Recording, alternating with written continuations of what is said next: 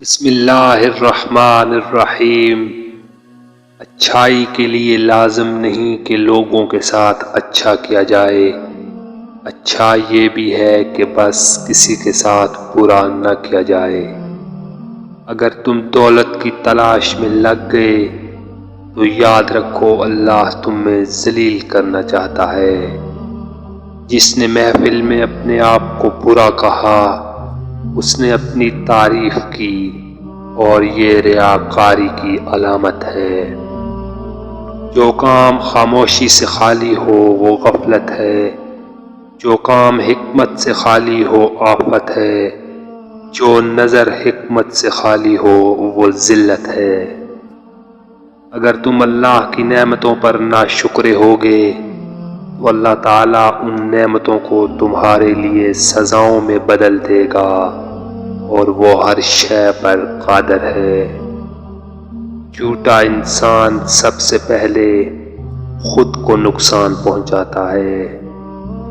اللہ تعالیٰ نے مجرموں کو دنیا میں اور آخرت میں ذلیل کرنے کا وعدہ کر لیا ہے۔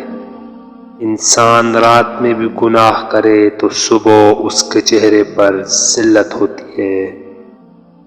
فکر ایک ایسا آئینہ ہے جس میں نیک و بد کا مشاہدہ کیا جا سکتا ہے۔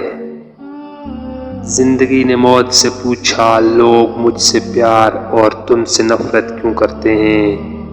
موت نے جواب دیا، کیونکہ تم ایک خوبصورت جھوٹ ہو اور میں ایک تکلیف دہ سچ ہوں۔ تقوی قلیل بھی 1000 برس کی عبادت سے افضل ہے۔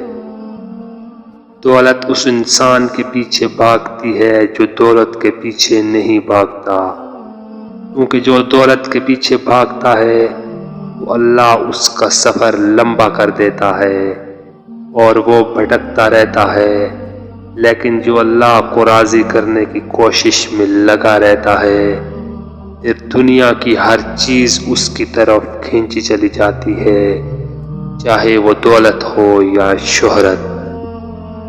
ظاہر و باطن میں خلوص نیت کے نہ ہونے کو منافقت کہتے ہیں۔ دنیا کا عذاب یہ ہے کہ تمہارا دل مردہ ہو جائے۔